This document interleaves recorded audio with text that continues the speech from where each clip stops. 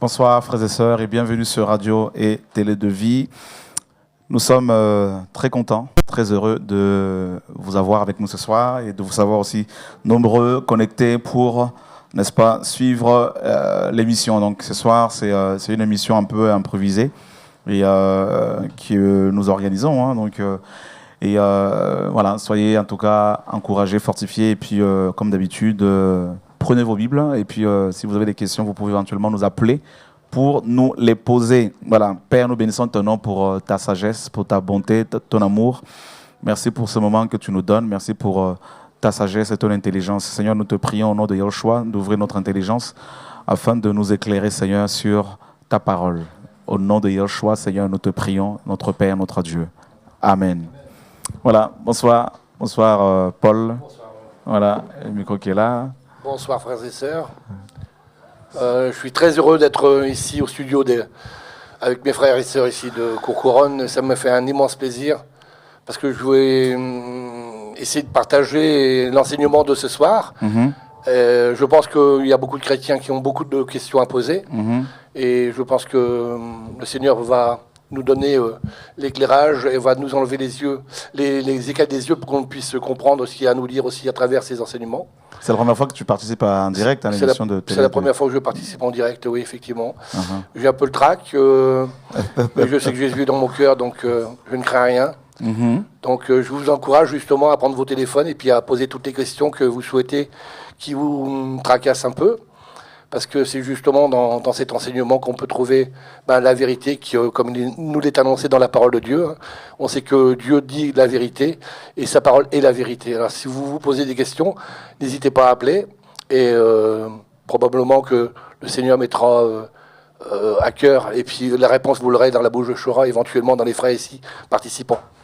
Voilà, Alléluia. je vous embrasse au nom de Jésus, à tout à l'heure. Alléluia, gloire à Dieu. Donc nous avons également une sœur qui est à côté. Jessica, bonsoir. Bonsoir tout le monde. Ça va? Ça va. Vous êtes comme Paul, hein, tu es de Lille aussi. Effectivement. Alléluia, que Dieu soit béni. Amen. Et tu suis le message depuis quelques temps, depuis Ouais, depuis 2-3 mois. 2-3 mois. Ouais. D'accord, que Dieu soit béni. Et puis nous avons deux autres frères qui sont là, donc voilà, qui vont se présenter. Bonsoir également, c'est Joreb, c'est ça? Bonsoir, non, moi c'est Joreb. Ezod. Voilà, Ezod, c'est ça. voilà, c'est ça. Donc ça, c'est ton mail, ton SMS que j'ai eu. C'est ça. Voilà. Et donc ouais, je bénis le Seigneur pour être ici. Et de pouvoir aussi de continuer de travailler en moi en fait. Je sens que c'est vraiment la période en fait, c'est le moment.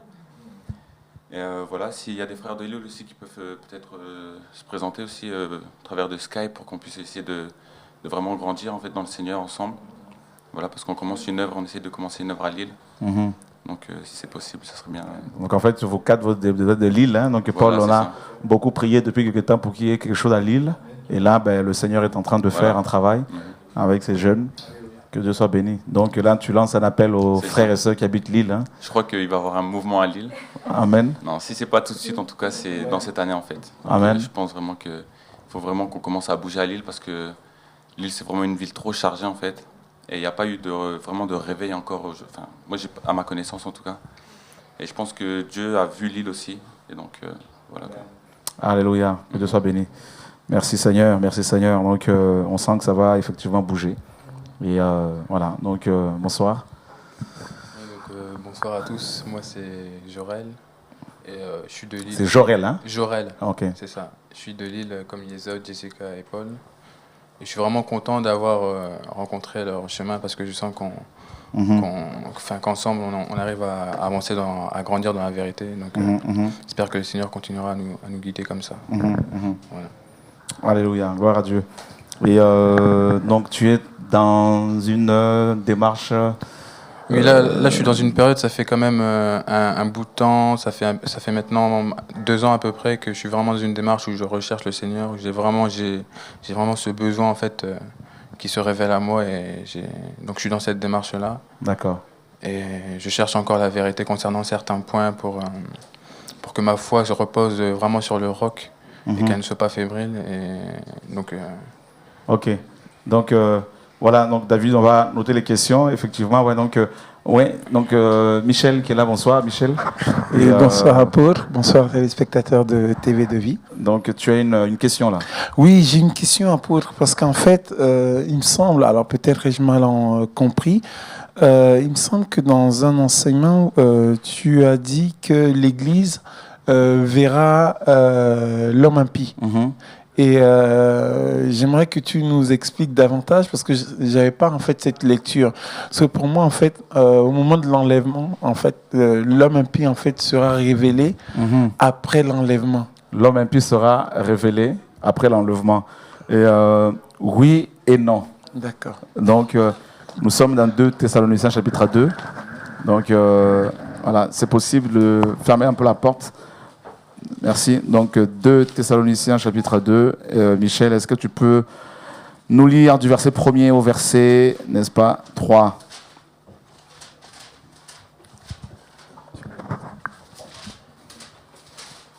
Alors 2 Thessaloniciens 2 du verset 1er au verset 3. En ce qui concerne le retour de notre Seigneur Jésus et notre rassemblement auprès de lui, nous vous le demandons, frères et sœurs. Ne vous laissez pas facilement ébranler dans votre bon sens, ni troubler par une révélation, par une parole ou par une lettre qui semblerait venir de nous, comme si le jour du Seigneur était déjà là. Je continue. Que personne ne vous trompe d'aucune manière. En effet, il faut que l'apostasie arrive d'abord et qu'apparaisse l'homme de péché, le fils de la perdition. Je continue. L'adversaire qui s'élève contre tout ce qu'on appelle Dieu ou qu'on adore. Il va jusqu'à s'asseoir dans le temple de Dieu en se proclamant lui-même Dieu. Ah, l'apôtre Paul nous parle ici de notre réunion avec le Seigneur. Amen. Et de son avènement. Donc, il dit qu'avant que l'avènement du Seigneur et notre réunion n'ait lieu, et il faut, c'est une obligation, que 2 choses arrivent auparavant. Donc au préalable. Premièrement, il parle de l'apostasie. Et la deuxième chose, il parle de la présence de l'homme impie dans le temple. Donc on sait que le paroxysme de l'apostasie, c'est la présence, ça va être la présence de l'homme impie dans le temple de Jérusalem, n'est-ce pas? Donc le temple qui sera reconstruit. Et l'apôtre Paul nous dit que avant que notre réunion ait lieu avec le Seigneur, donc c'est-à-dire l'enlèvement, il faut qu'on ait vu l'homme du péché, l'adversaire, qui s'élève au-dessus de tout ce qu'on appelle Dieu ou de ce qu'on adore. Maintenant, il faut savoir que l'homme impie, son système est déjà là sur Terre. On a cessé depuis des années, on ne cesse d'en parler. Donc ça, tu le sais certainement. Maintenant, l'Antichrist est déjà sur Terre. D'accord? Donc, il va régner pendant 7 ans. Parce que selon Daniel chapitre 9, verset 27, nous apprenons que les Hébreux, les Juifs ultra-orthodoxes, vont signer un pacte avec l'homme impie pour 7 ans, n'est-ce pas? Donc un pacte de protection, soi-disant. Et puis, au bout de 3 ans et demi, ils vont se rendre compte que c'était une tromperie et qui s'était fait avoir. Et là, ils vont, n'est-ce pas? Et l'homme impie va rompre carrément, va interdire le sacerdoce lévitique dans le temple, donc l'offrande, tout ça notamment. Et ensuite, il va carrément demander à ce qu'il soit adoré à la place du Créateur dans le temple. Et c'est là que débutera la guerre d'Armageddon, donc la grande tribulation notamment. Et donc, les 3 ans et demi premières de la période de 7 ans seront une période de fausse paix. D'accord? Il est dit dans 1 Thessaloniciens 5 que lorsque les hommes diront paix et sûreté, c'est alors qu'une ruine soudaine s'abattra sur eux. Et ils n'y échapperont point. Donc les 3 ans et demi premières de la période de 7 ans seront une période de paix, de fausse paix, avec les Hébreux, entre les Hébreux et les Arabes et le monde entier. N'est-ce pas? Donc ça veut dire que pendant les 3 ans et demi premières, l'homme impie ne sera pas révélé sous son aspect démoniaque. N'est-ce pas? Et c'est pour cela que là, on ne va pas le voir tel qu'il est, réellement. Parce qu'il va paraître comme un pacificateur, comme un homme pacifique, comme un homme bon qui vienne apporter la solution aux problèmes politico-religieux et économiques, tout ça là, de la terre. n'est-ce pas? Donc là, les gens ne vont pas le voir en cet individu un usurpateur, un homme méchant, limpide dont les Écritures parlent. Donc maintenant, et présentement, qui dit qu'il n'est pas déjà là? D'accord? Au jour d'aujourd'hui, il peut représenter n'importe quel président des pays occidentaux. Mais de là maintenant à dire, voilà, c'est tel président, là, il ne faut pas commettre cette erreur-là. N'est-ce pas? Mais il peut être n'importe quel président qui est là et qui exerce. Okay. Alors, je me permets de te rentrer dedans. Bien sûr, comme d'habitude, j'aime ça. Vous savez, tu sais hein, Michel. Non, bien sûr. Moi, j'aime la parole. Souvent, je suis combattu. Je suis très combattu parce que, justement, quand je veux appliquer la parole, les gens vont me trouver méchant. Hein? C'est pour cela que je dis aux frères et sœurs, posez des questions. Amen, amen. Oh, le frère Chora est méchant, tout ça. Mais posez des questions. Allons voir si ce que nous disons, ce n'est pas de la Bible ou ce que nous faisons. Voilà. Alors, 2 questions à cela. Parce que quand on prend le verset 7, dit « En effet, le mystère de l'impiété agit déjà. Il faut seulement que celui qui le retient encore ait disparu. » Bien sûr. Alors apparaîtra l'impie que le Seigneur Jésus détruira par le souffle de sa bouche. Bien sûr. C'est-à-dire que, en fait, de ce que je comprends là, en fait, c'est que, alors c'est peut-être une mauvaise compréhension, si je peux m'exprimer. Il ne faut pas hésiter de me secouer. Voilà. En fait, pour moi, l'avènement du Seigneur commencerait d'abord par, en fait, l'enlèvement de l'Église. Bien sûr. Et ce qui entraînerait, en fait, un chaos sur la terre, parce que justement, il y a des... Bien sûr.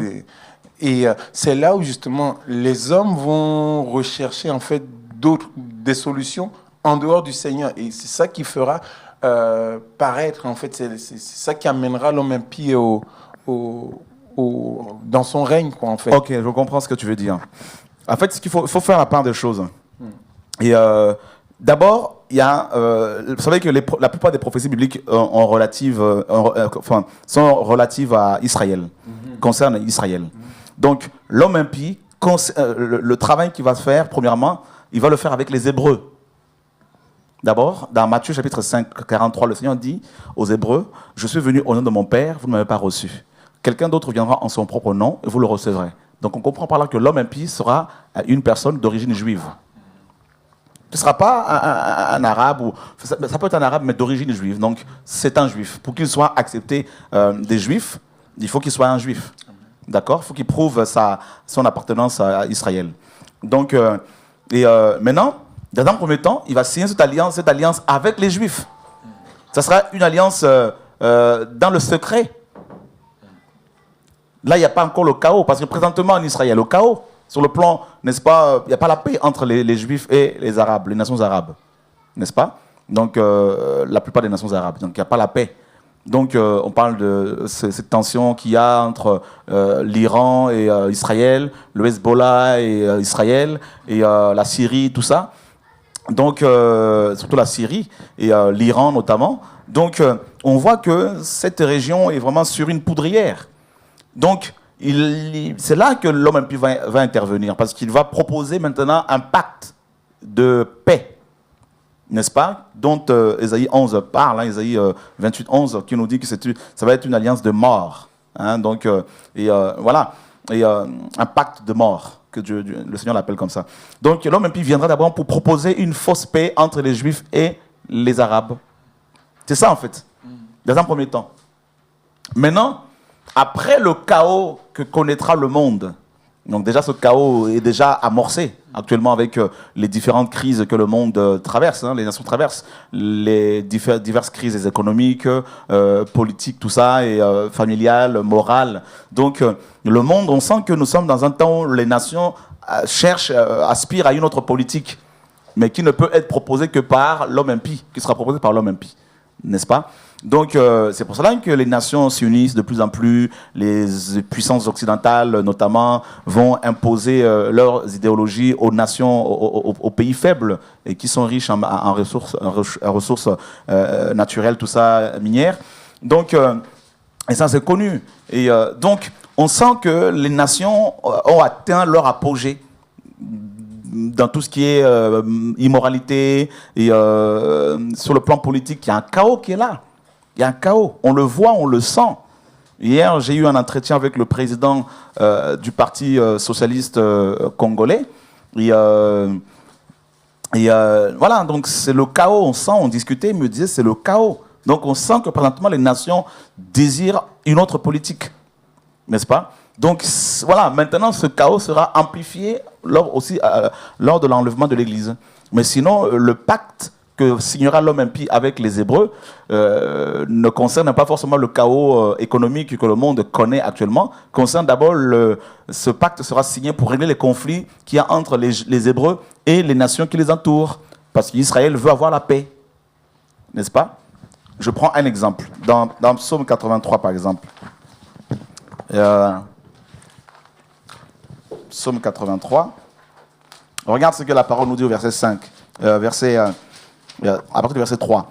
Car voici tes ennemis s'agitent, ceux qui te haïssent lèvent la tête, ils forment contre ton peuple des projets pleins de ruses, et ils délibèrent contre ceux que tu protèges. Venez, disent-ils, exterminons-les du milieu des nations, et qu'on ne se souvienne plus du nom d'Israël. Tu vois, non? Donc voilà. Donc le problème des Hébreux, c'est ça. Cette parole a été donnée par Asaph, n'est-ce pas? C'est-à-dire 1000 ans au moins avant Yehoshua, avant Jésus-Christ. Donc par le prophète Asaph, qui était prophète et sacrificateur, et il va recevoir une vision, donc qui va, n'est-ce pas, un message prophétique, hein, qui va transmettre sous forme d'un cantique, d'un chant inspiré. Cette vision concernait justement les projets des nations qui entourent Israël, n'est-ce pas? Et qu'est-ce que ces nations disent-elles? Et on nous dit qu'il y a une alliance. Donc il faut une alliance contre toi, les tentes d'Édom et les Ismaélites, Moab et les Agaréniens, Gebal, Ammon, Amalek, les Philistins avec les habitants de Tyr. La Syrie aussi se joint à eux. Elle prête son bras aux enfants de Lot. Voilà. Donc on voit qu'il y a une alliance de plusieurs nations dont l'objectif est de rayer Israël de la carte des nations. Donc or Israël a besoin d'une protection, n'est-ce pas? Donc voilà comment l'homme impie va intervenir pour proposer leur proposer justement ce pacte de paix, pour qu'il y ait la paix entre les nations arabes et Israël. Voilà. Donc, cette alliance-là, justement, de 7 ans, a déjà un précurseur, c'est-à-dire, on nous a parlé de cette signature qu'on appelle la feuille de route, hein, au camp David, aux États-Unis, entre Bill Clinton et à l'époque Yatzin Rabin, tout ça, et Isaac Rabin, et puis Arafat. Donc, et ça n'a pas abouti. Mais c'est un prélude. On a compris, ceux qui étudient la prophétie biblique ont compris que la feuille de route n'est rien d'autre que le début de cette alliance-là. Voilà. Ensuite, après le chaos, déjà avec le chaos politique que le monde connaît actuellement, les hommes ont besoin d'une entité, globale, hein, pour pouvoir, n'est-ce pas, avoir la paix, avoir le bonheur, connaître le bonheur véritablement. Donc on sent quand même que le monde, les nations sont mûres pour recevoir ce gouvernement mondial. Voilà. Donc, je ne sais pas si c'est assez clair. Plutôt oui. Donc, est-ce qu'on serait alors déjà rentré dans la semaine, là, finalement? Non, pas du tout. D'accord. On n'est pas encore rentré dans la semaine, dans la semaine dont il est question dans Daniel 7, 9, 27, c'est-à-dire la période de 7 ans. Voilà. Donc, on sait que l'Église partira juste au début, parce que les noces vont durer 7 ans. Ça, il n'y a pas de problème. Mais toutefois, Paul nous parle de l'homme impie qu'on verra. Donc, c'est-à-dire ceux qui ont le discernement vont voir que tel président, n'est-ce pas, remplit les caractéristiques de l'impie. Voilà. Maintenant, après l'enlèvement, le monde connaîtra une fausse paix pendant 3 ans et demi. Et à la fin de cette période de 3 ans et demi, l'homme impie maintenant va carrément s'imposer dans le temple à Jérusalem comme étant le Dieu d'Abraham, d'Israël, demandant ce qu'on lui offre des offrandes, qu'on l'adore carrément. Et c'est là que débutera justement la grande tribulation, parce que les Hébreux vont refuser. Et il va rentrer dans une furie et puis il va mobiliser ses troupes pour attaquer justement, pour récupérer Israël. Comme d'après Joël 3, la ville sera divisée en 2 et la moitié ira en captivité, des femmes seront violées et puis voilà. Donc il y aura le déclenchement de la guerre d'Armageddon que le Messie, que seul le Messie, n'est-ce pas, arrêtera. Ok. Voilà. réponse aussi dans 2 Timothée 3. Il y a également une réponse dans 2 Timothée 3, au verset 1. Sache que dans les derniers jours, il y aura des temps difficiles, car les hommes seront égoïstes, amis de l'argent, fanfarons, hautains, blasphémateurs, rebelles de leurs parents, ingrats, irreligieux, insensibles, déloyaux, calomniateurs, intempérants, cruels, ennemis de gens de bien, traités, emportés, enflés d'orgueil, aimant le plaisir plus que Dieu, ayant l'apparence de la piété, mais reniant ceux qui en fait la force. Éloigne-toi de ces hommes-là. Donc c'est bien ça. On est encouragé justement à ne pas se mélanger avec ce genre de personnes. Et on a cette connaissance-là, nous. Donc on peut s'éloigner justement de ces hommes impies. Comme tout à l'heure le disait le frère Chora, c'est vrai qu'avec le discernement, le Seigneur va nous donner la possibilité de le connaître, le sentir tout au moins, et voir par son comportement que c'est lui. Donc fuyons. Et surtout, prenons-nous tous la main, les chrétiens, puis on y va. Ok, nous avons 3 questions là. Enfin, nous avons 3 questions qui nous sont posées. C'est très bien, Paul, merci. Et premièrement, Jésus n'approuve-t-il pas la dîme dans Matthieu 23, 23 ? Et pas du tout, frère ou sœur, hein, je ne sais pas. Alors, on va rapidement le voir, Matthieu 23, 23. Mais nous n'allons pas seulement lire le verset 23 parce que, voilà, on risque de ne pas comprendre grand-chose. Hein. On va lire à partir du verset 1er. Alors Jésus, parlant à la foule et à ses disciples, dit : les scribes et les pharisiens sont assis dans la chaire de Moïse. Faites donc et observez tout ce qu'ils vous disent, mais n'agissez pas selon leurs œuvres, car ils disent et ne font pas. Voilà, donc le Seigneur ici parlait à la foule et aux disciples, à ses disciples, et il leur demandait ici, n'est-ce pas, d'observer tout ce que, de faire et d'observer tout ce que les pharisiens et les scribes leur enseignaient. Vous vous rendez compte ? Le Seigneur demandait ici aux apôtres, aux disciples, d'appliquer tout l'enseignement des scribes et des pharisiens. Or, l'enseignement des scribes et des pharisiens était basé sur Moïse, c'est-à-dire l'observation de sabbat, l'observation des offrandes, des libations, l'observation, le fait d'aller prier au temple à Jérusalem, et le fait de se faire circoncire, et le fait également, dans l'enseignement des pharisiens et des scribes qui était basé sur Moïse, les femmes, pendant leur menstru, n'avaient pas le droit d'entrer dans le temple, n'est-ce pas ? Et il fallait également qu'à la naissance des tout premiers-nés, si c'était des garçons, qu'ils soient présentés 41 jours après leur naissance, selon Lévitique 12. Et puis également, les gens qui n'observaient pas le Shabbat devaient être lapidés, n'est-ce pas, comme Nombre Lévitique 15, 32 nous le dit. Alors, vous voyez, mon frère et ma sœur, si vraiment... en fait, il faut comprendre ce que Jésus, avant sa mort, prêchait la loi. Il ramenait les gens à la loi parce qu'il était lui-même un observateur parfait de la loi, jusqu'à la croix, n'est-ce pas ? Voilà pourquoi quand il est mort et ressuscité, eh ben, il n'a plus... c'était le temps, le régime avait changé. Donc c'était maintenant le temps de la grâce. Et dans le verset 23, « Malheur à vous, scribes et pharisiens, hypocrites, parce que vous payez la dîme de la menthe, de la nette et du cumin, et que vous laissez ce qui est plus important dans la loi, la justice, la miséricorde et la fidélité. » C'est là ce qu'il fallait pratiquer sans négliger les autres choses. Donc il est question ici de la dîme, n'est-ce pas, de la menthe, de la nette et du cumin. Donc, c'est pas du tout la dîme de l'argent, des dollars, des euros. C'était des herbes, n'est-ce pas, des condiments, des herbes qui étaient utilisées pour, n'est-ce pas, pour la cuisine. Voilà. Donc, après sa mort et sa résurrection, les données ont changé. Donc, on ne peut plus utiliser Matthieu 23 pour réclamer la dîme. Sinon, il faut, dans ces cas-là, pratiquer toute la loi. Et est-ce biblique de faire une chaîne de prière ? Bon. Et est-ce biblique de faire une chaîne de prière ? Et oui, parce que la parole nous demande de prier sans cesse. Hein, ce n'est pas charnel si, par exemple, Dieu met dans le cœur de quelqu'un de prier, dans le cœur des frères et sœurs, hein, de prier pour une situation, pour une personne, pour une nation, pendant 24 heures ou pendant 7 jours d'affilée, 7 jours sur 7, 24 heures sur 24. Ce n'est pas forcément un péché. Mais maintenant, si on en fait une doctrine qu'on va imposer aux gens, là, ça devient un problème, effectivement. Et Jésus donc, pourquoi rebâtir le 3e temple ? Quel en est le but ? Selon 2 Thessaloniciens 2, le 3e temple sera rebâti. Et pourquoi? Parce que, comme vous le savez certainement, beaucoup des Juifs n'ont pas accepté le Messie, donc Yehoshua. Et Yehoshua, donc, il continue à observer Moïse. Donc, ils rebâtiront, comme la parole nous dit, ils rebâtiront le 3e temple. Voilà. Et, parce qu'ils n'observent pas, ils ne suivent pas le message des apôtres.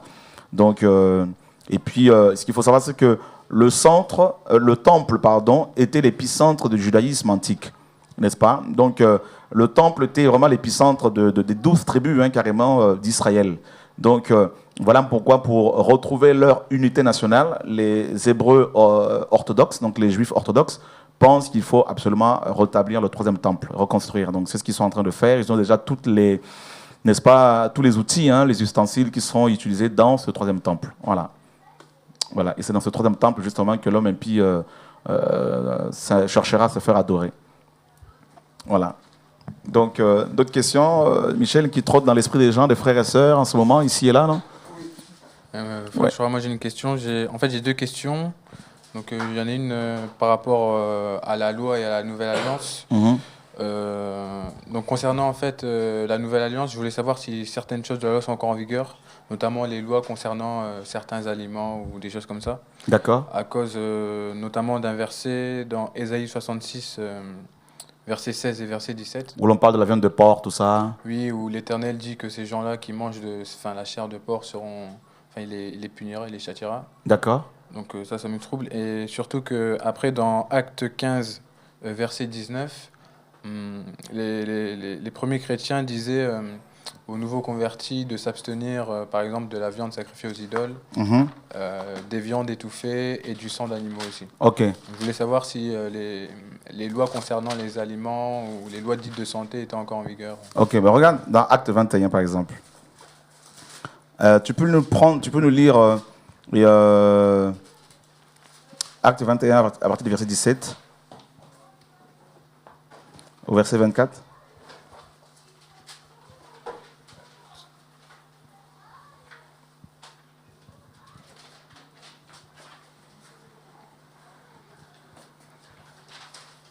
Acte 21, verset 17.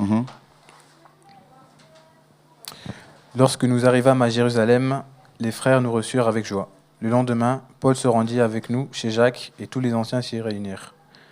Après les avoir salués, il raconta en détail ce que Dieu avait fait au milieu des païens par son ministère. Quand ils l'eurent entendu, ils glorifièrent Dieu, puis ils dirent « Tu vois, frère, combien de milliers de Juifs ont cru, et tous sont zélés pour la loi. Or, ils ont appris que tu enseignes à tous les Juifs qui sont parmi les païens à renoncer à Moïse, leur disant de ne pas circoncire les enfants et de ne pas se conformer aux coutumes. Que faire donc? Sans aucun doute, la multitude se rassemblera, car on saura que tu es venu. C'est pourquoi, fais ce que nous allons te dire. Il y a parmi nous 4 hommes qui ont fait un vœu. Prends-les avec toi, purifie-toi avec eux, et pourvois à leurs dépenses, afin qu'ils se rasent la tête. Et ainsi, tous sauront que ce qu'ils ont entendu dire sur ton compte est faux, mais que toi aussi, tu te conduis en observateur de la loi. Qui parle ici?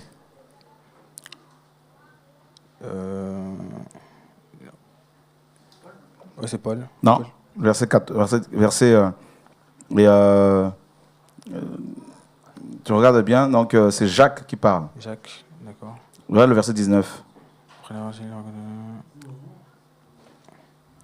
D'accord. Paul se rendit avec nous chez Jacques. Verset 18, donc le lendemain, Paul se rendit avec nous chez Jacques, et tous les anciens s'y réunirent. Après les avoir salués, il raconta donc Paul en détail ce que Dieu avait fait au milieu des païens par son ministère. Quand ils l'eurent entendu, ils glorifièrent Dieu, puis lui dirent « Tu vois, frère, combien de milliers de Juifs ont cru et tous sont zélés par la loi. » Donc là, c'est les frères et sœurs qui parlent, donc notamment Jacques. Jacques, l'apôtre. Jacques, le frère du Seigneur Jésus-Christ, qui était apôtre. Parce que l'autre Jacques était décapité dans Acte 12. D'accord? Par Hérode. Donc, Jacques l'apôtre, frère du Seigneur, conseille à Paul de se conformer à la loi de Moïse. Tu te rends compte? Il demande à Paul d'observer la loi de Nazaréa, dont il est question dans Lévitique 6. Donc Jacques demande à Paul de suivre Moïse, d'observer Moïse, et comme ça les gens verront qu'il ne demandait pas aux chrétiens d'origine païenne de renoncer à Moïse. N'est-ce pas? Donc le verbe est renoncer ici, c'est apostasia. Donc il demande, donc Jacques disait à Paul, on a appris que tu demandes aux gens, aux païens qui ont donné leur vie à Jésus, de devenir des apostats par rapport à Moïse.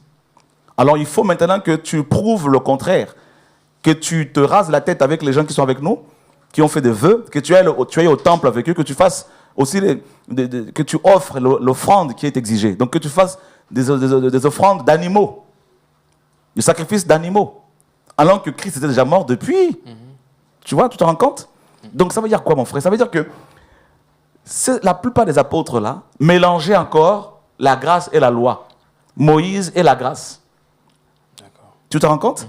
Regarde ce que Paul dit dans Galates chapitre 2. Donc pour bien comprendre les choses, Galates chapitre 2, est-ce que tu peux le lire? Voilà. Verset 14.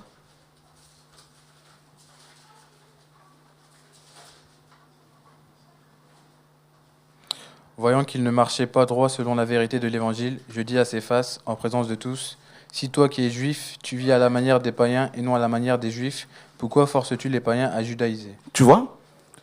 Donc, même Pierre, l'apôtre par excellence, au lieu de prêcher Christ dans sa totalité, à un moment donné, il prêchait le judaïsme. Tu te rends compte? À ce moment-là, ils avaient l'esprit aussi? Ils avaient déjà l'esprit. Et qu'est-ce que Pierre, le même Pierre dira maintenant des écrits de Paul, de Pierre?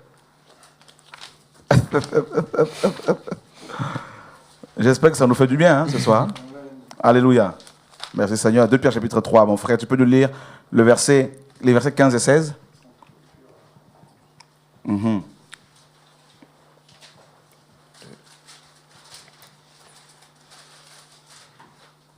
Quelqu'un a trouvé là pour...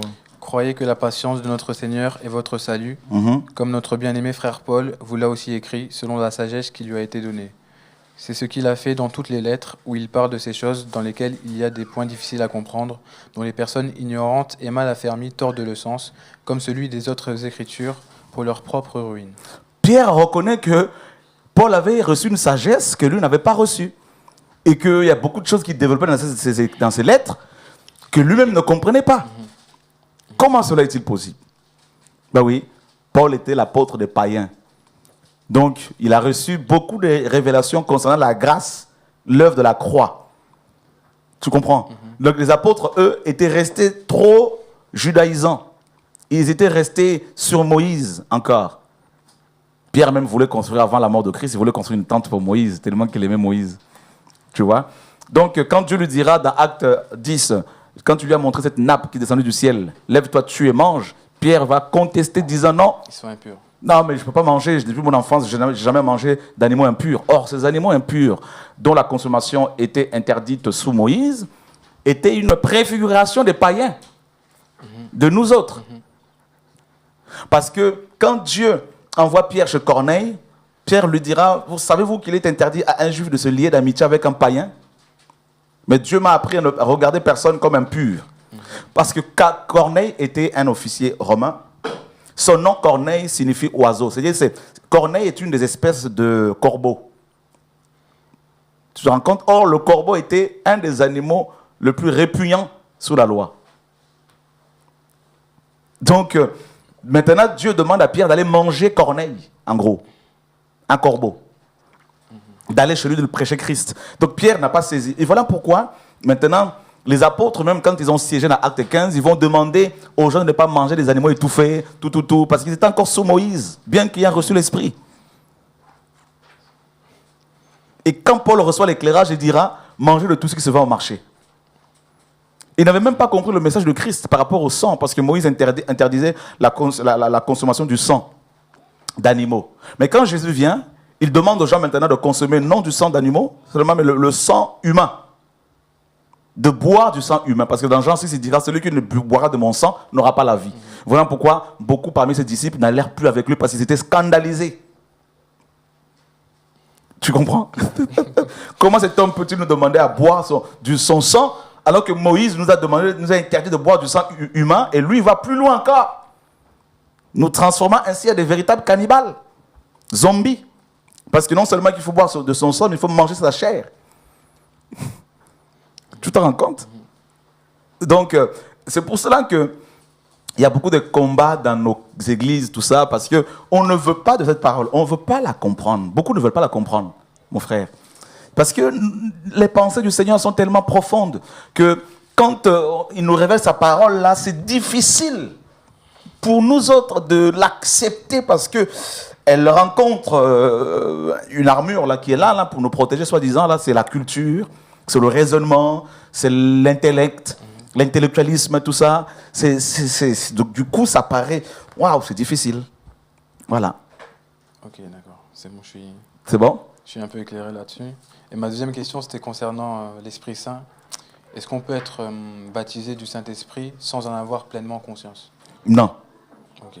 On ne peut pas être amoureux sans être conscient de l'être. C'est pas possible. Okay. Donc, quand on est baptisé dans le Saint-Esprit, d'après Daniel, chapitre 7, le Saint-Esprit est comme du feu. N'est-ce pas? Daniel a vu une mer de feu sortie du trône de Dieu. Donc, on ne peut pas être dans un feu sans en être conscient. C'est pas possible. Okay. Ça confirme ce que je pensais. Ça. Hein? Ça confirme ce que je pensais. Alléluia, gloire à Dieu. Que Dieu soit béni. Donc, y a-t-il d'autres questions, Jessica? Je ne sais pas. Alors, dans Jean 10, verset 16, il est écrit « J'ai encore d'autres brebis qui ne sont pas de cette bergerie. Celles-là, il faut que je les amène. Elles entendront ma voix et il y aura un seul troupeau, un seul berger. » Alors, je voulais savoir, en fait, c'est qui cet autre troupeau? D'accord. En fait, le Seigneur dit qu'il a encore d'autres troupeaux qui ne sont pas de cette bergerie. Cette bergerie dont il parlait, c'était Israël. N'est-ce pas? Donc, les chrétiens d'origine juive. Donc, notamment les apôtres qui étaient avec lui. Et maintenant, cet autre troupeau, hein, donc, c'est nous, les chrétiens d'origine païenne. N'est-ce pas? Donc, nous qui sommes issus des nations païennes. Voilà. Donc, avec les chrétiens d'origine juive, nous formons un seul corps. Voilà. Donc, en fait, Jésus voyait plus loin. Il voyait que, après sa mort et sa résurrection, beaucoup de personnes allaient entendre sa parole. Des personnes issues des nations, autres que Israël, et qui allaient se convertir pour devenir membres du corps de Christ. Voilà. Et ensuite, il dira qu'il y aura une seule bergerie et un seul berger. Voilà. Une question? Donc, en fait, on va vous donner le micro, mais même on ne va pas forcément vous filmer, mais on va vous... Voilà. En fait, moi je me disais, si ce travail-là des païens, il a confié déjà à Paul, il avait déjà choisi Paul, il y a le Saint-Esprit qui le fait. Là, il dit qu'il a d'autres brebis, donc ça veut dire qu'il doit aller voir ses brebis. Mais il n'y a aucun autre peuple en dehors du peuple juif qui n'a vu Christ. S'il allait voir un peuple païen quelque part, on le saurait. Donc ça veut dire que ce pâturage, pour moi, ce n'est pas le pâturage humain. Si, en fait, on va lire, en fait, c'est Jean chapitre 10. Il faut bien lire les choses dans leur contexte aussi. Et on commence par le verset 1er. En vérité, je vous le dis, celui qui n'entre pas par la porte dans la bergerie, mais qui y monte par ailleurs, est un voleur et un brigand. Mais celui qui entre par la porte est le berger des brebis. Le portier lui ouvre la porte et les brebis entendent sa voix. Il appelle par leur nom et les brebis qui lui appartiennent. Et il les appelle. Donc il appelle par leur nom les brebis qui lui appartiennent. Et il le conduit dehors. Lorsqu'il a fait sortir toutes ses propres brebis, il marche devant elles. Et les brebis le suivent parce qu'elles connaissent sa voix. Elles ne suivront point un étranger, mais elles fuiront loin de lui parce qu'elles ne connaissent pas la voix des étrangers. Jésus leur dit cette parabole, mais ils ne comprirent pas de quoi il leur parlait. Jésus leur dit, en vérité, je vous le dis, je suis la porte des brebis. Donc la porte des brebis. Alors ce qu'il faut comprendre ici, c'est qu'en Israël, à Jérusalem, la ville de Jérusalem était entourée la vieille ville, même c'est le cas actuellement, d'une muraille, n'est-ce pas? Et il y avait au moins 9 portes. Et l'une de ces portes-là s'appelait la porte des brebis, n'est-ce pas? On la retrouve dans dans Néhémie, chapitre 3, et verset 1er. Eliashib, le souverain sacrificateur, se leva avec ses frères, les sacrificateurs, et ils bâtirent la porte des brebis. Ils la consacrèrent et en posèrent les battants. Ils la consacrèrent depuis la tour de Méa jusqu'à la tour de Hananil. Donc, lorsque les enfants d'Israël sont revenus à la captivité de l'exil babylonien après 70 ans, ils vont, avec Néhémie bien sûr, en restaurant, en reconstruisant les murets de Jérusalem, ils ont d'abord, n'est-ce pas, rétabli, reconstruit la porte des brebis. C'est la porte par laquelle passaient les brebis pour être sacrifiées. Et Jésus se présente comme étant la porte des brebis. Donc on voit déjà qu'il est en train de parler aux Juifs ici, qui connaissaient son langage, qui connaissaient cette porte-là. Donc, et il nous parle ici de la croix. La porte des brebis, c'est la porte qui a amené les gens au sacrifice. Donc il dit qu'il est la porte des brebis. Ensuite, il continue en disant, tous ceux qui sont venus avant moi sont des voleurs et des brigands. N'est-ce pas? Mais les brebis ne les ont pas écoutés. Donc, avant Jésus, il y a eu plusieurs personnes qui étaient venues, se réclamant d'être le Messie, bien sûr, qui devait sauver cette nation. Et donc, il y avait beaucoup de faux prophètes. Et il dit que c'était des brigands et des voleurs. Ensuite, il dit, je suis la porte. Si quelqu'un entre par moi, il sera sauvé, il entrera et il sortira et il trouvera des pâturages. Le voleur ne vient que pour dérober, égorger et détruire. Mais moi, je suis venu afin que mes brebis aient la vie et qu'elles l'aient en abondance. Je suis le bon berger. Donc là, le Seigneur se présente comme étant le bon berger dont il est question dans Psaume 23. Donc encore là, il utilise un langage qui était très connu des Hébreux, de ses compatriotes, n'est-ce pas? Donc parce que dans Psaume 23, David disait « L'Éternel est mon berger, je ne manquerai de rien ». Donc Jésus se présente maintenant comme étant ce bon berger-là, justement. Donc encore là, il utilise un langage qui était connu des Juifs. Et ensuite, il dit qu'il a, n'est-ce pas, un autre troupeau. Un autre troupeau. Au verset 16. « J'ai encore d'autres brebis qui ne sont pas de cette bergerie. » Or, dans Psaume 23, David présentait Adonai, Yahvé comme étant le bon berger. Mais le bon berger de qui? Le bon berger du troupeau juif. Parce que la nation juive était comme la bergerie d'Adonai. N'est-ce pas? Et Dieu établissait les rois comme des bergers. Comme des bergers. Quand il a établi David, David était d'abord un berger. Il a établi berger de son peuple. Dieu le dit même. Donc Israël était la bergerie de l'Éternel. Tu comprends? Et maintenant, il dit ici le Seigneur qu'il est le bon berger d'Israël. Mais il dit que j'ai d'autres brebis qui ne sont pas de cette bergerie. Et ces autres brebis-là, eh ben, c'est nous autres. Voilà pourquoi, dans Acte 2, quand l'Église est née, il y a eu 120... Elle est née avec 120 Galiléens qui ont parlé, qui ont prêché dans 120 langues différentes. Parce qu'il y avait les nations ce jour-là à Jérusalem, justement. Les Juifs de la diaspora. Voilà. Donc, pour montrer qu'il était temps maintenant que d'autres troupeaux soient touchés. C'est-à-dire les nations autres que Israël. Et voilà pourquoi Pierre va être envoyé chez Corneille, un païen. Et ensuite, Pierre, à la persécution d'Étienne, à la mort d'Étienne, les chrétiens vont se disperser jusqu'à la Grèce, pour prêcher jusqu'en Grèce pour prêcher l'évangile. Et il va y avoir le réveil à Antioche. Donc, et Paul va être mandaté pour justement apporter l'évangile aux nations. Donc, d'autres troupeaux, d'autres brebis, eh ben, c'est nous autres. Voilà. Et avec Israël, eh ben, les chrétiens les Juifs qui ont donné leur vie au Seigneur, eh ben, nous formons un seul corps. Voilà pourquoi Paul dit, il n'y a ni Juif, ni Grec, ni homme, ni femme, tous sont un en Christ. Alléluia, gloire à Dieu. Dieu est bon, ça va pour tout le monde? Alléluia. D'autres questions? Alors, si les piercings sont interdits, pourquoi les sœurs en ont? Alors, ça, c'est les piercings, ça dépend de ce que les gens font comme piercing. En tout cas, c'est déconseillé. N'est-ce pas? On sait que sous la loi, c'était les esclaves qui étaient, n'est-ce pas, qui portaient les piercings, tout ça qui était, voilà, percé, tout ça. Et maintenant, voilà, donc je pense que c'est un style qui vient du monde, hein, donc il ne faut pas trop le faire, mais il ne faut pas d'emblée condamner ceux qui sont percés, tout ça là, il faut plutôt leur témoigner l'amour, et ensuite le Seigneur pourra les convaincre. Si les cheveux sont le voile pour les femmes, pourquoi certains hommes ont-ils de longs cheveux? Le Seigneur Paul n'a jamais dit dans 1 Corinthiens 11 que les longs cheveux étaient, le fait de porter des longs cheveux était péché, était un péché. Non, il n'a jamais dit cela. Il a dit seulement que c'était une honte. Donc tout simplement, parce que c'était de la culture aussi de l'époque. Mais maintenant, vous savez que Yahushua, notre Seigneur, a des longs cheveux, mes amis. Et voilà. Et voilà, donc vous me direz, mes frères, Chora, c'est écrit où? Je sais, hein?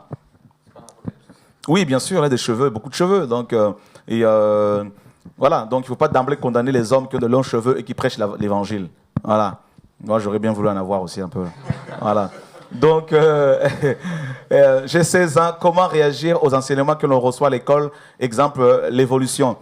Alors, ce qu'il faut comprendre, c'est que nous croyons à la théorie du au créationnisme. Donc, nous croyons que Dieu est l'auteur de la création, que Dieu est le créateur de toutes choses. Ça, il n'y a pas de problème.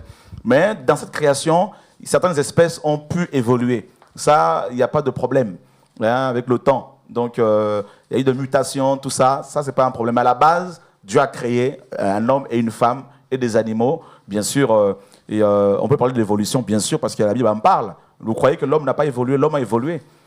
Mais pas en passant d'un insecte pour devenir, de l'insecte pour devenir homme.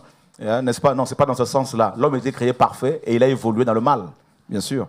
Donc, oui, l'évolution, pas selon Darwin, bien sûr. Donc, nous n'étions pas des singes pour devenir des humains et demain, on sera des éléphants, c'est pas ça. Voilà.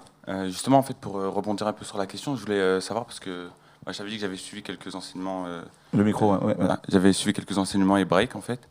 Et en fait, je voulais savoir si le commencement, en fait, dans Genèse 1, c'était le commencement, le vrai commencement, parce que j'avais entendu que Bereshit, en fait, c'était le commencement de quelque chose. Une action un peu gérondif, en fait. C'est en train de quelque chose, en fait. Comme si c'était toujours, enfin, c'était en train de se faire, en fait. Et j'avais entendu, enfin, j'avais vu que au commencement, si on avait voulu dire au commencement de toute chose, en fait, on aurait dit Barishona. Et donc, je voulais savoir c'était de quel commencement qu'il s'agissait, en fait. En fait, parce que certains enseignants hébraïques, hébreux, disent qu'il y a eu deux, comme certains commentateurs, certains théologiens, notamment chrétiens, disent qu'il y a eu deux créations. Donc, ils disent que dans Genèse 1, par exemple, et dans Genèse 2, on nous dit que, et là, on nous parle encore d'une autre création, du ciel, des cieux et de la terre. Et certains juifs même vont loin en disant que dans Genèse 1, 26, il est dit que Dieu disait, créant l'homme à notre image, et selon notre ressemblance, tout ça, et il créa l'homme et la femme. Donc dans Genèse 1, 26, 28, on nous dit que Dieu a créé l'homme et la femme. Et puis dans Genèse 2, on nous dit au verset 7 que il n'est pas bon que l'homme, Dieu dit, il n'est pas bon que l'homme soit seul.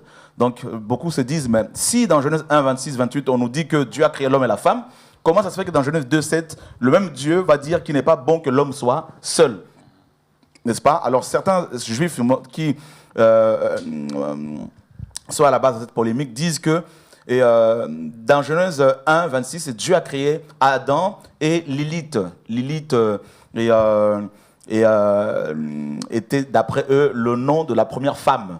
Parce qu'en en fait, ce terme-là, hébreu, et on le retrouve dans Ésaïe 34. Et voilà. Ils disent que cette femme, Lilith, était tellement belle et qu'elle était devenue rebelle, qu'elle s'était opposée à Adam. Et donc, elle s'était rebellée, elle ne voulait pas se soumettre à Adam, et Dieu l'aurait bannie, qu'elle serait partie dans le désert. Voilà pourquoi Ésaïe 34 nous parle de Lilith, justement, le spectre de nuit.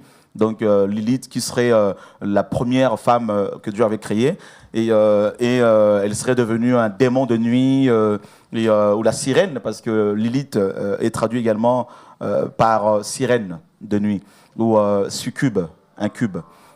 Voilà, donc ensuite ils disent que dans Genèse 2:7, Dieu maintenant va décider de créer une deuxième femme, Adam. Bon, ça, ce ne sont que des suppositions. Donc, mais nous savons que le Bereshit de Genèse 1, quand elle a dit que Bereshit bara Elohim, n'est-ce pas, et Hashamayin vet aeretz, au commencement Dieu créait les cieux de la terre, nous savons que dans ce Bereshit-là, c'est vraiment le vrai commencement. C'est-à-dire, il n'y a pas eu un autre commencement avant. Et c'est un commencement achevé. C'est-à-dire, Dieu a tout accompli déjà. N'est-ce pas? Donc, il n'y a pas eu d'autres choses après. Tout a été fait. La Bible dit que Dieu a fait toutes choses parfaites. Toutes les choses étaient parfaites. La création, tout ça. Et maintenant, dans Genèse 2, pourquoi il y a Genèse 2? Pourquoi Dieu dit de nouveau dans Genèse 2 qu'il n'est pas bon que l'homme soit seul? Ou bien avant, pourquoi dans Genèse 2, il est dit que Dieu va créer, Dieu créa les cieux de la terre? En fait, Genèse 2 nous parle du résumé, tout simplement. Résume en fait tout ce que Dieu a créé. Voilà, tout simplement. Donc c'est comme s'il y a une répétition. C'est comme si de nouveau Dieu ne fait que répéter ce qu'il avait déjà dit dans Genèse 1, pour que les gens comprennent davantage ce qui s'est passé. C'est pour cela que Paul, dans Philippiens 3, nous dit « Je ne me lasse de vous écrire les mêmes choses, car cela est salutaire pour vous. » Tout simplement, mon frère. C'est assez clair? Alléluia, que Dieu soit béni. Dieu est bon, Dieu est grand. Alléluia. L'homme a besoin qu'on lui répète les choses. Voilà. J'aimerais rebondir sur quelque chose que tu as dit dont je ne suis pas d'accord. Voilà, c'est bien. C'est par rapport à... Tu as dit par rapport à l'évolution que l'homme a été créé parfait et qu'il a évolué vers le mal. Et pour moi, ce qui est parfait n'est plus à refaire, en fait. Donc, ce qui est parfait n'est pas corruptible. Et tu as aussi dit que... Pour toi, tu as bien dit pour toi. Oui, c'est bien. Bien sûr. Alléluia, c'est bien. Selon l'interprétation que j'ai de la parole, ou même de mon enseignement Qu'est-ce que tu peux me donner un passage grammatical. Et après, tu as aussi dit que... j'aime ce jeune homme. Tu as aussi dit que Dieu a créé le monde parfait, alors que dans Genèse, quand Dieu quand on a le récit de la création par Dieu, Dieu dit à chaque fois que c'était bon ou très bon. Il ne dit pas que c'était parfait. Ok. Donc pour moi, il n'y a pas créé le monde parfaitement. Alors, on va prendre d'abord un passage. Est-ce que tu peux nous prendre Ecclésiaste?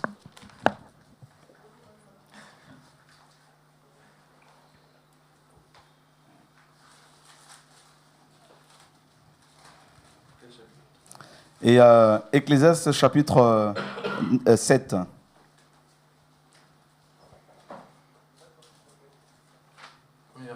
Voilà. Verset 29.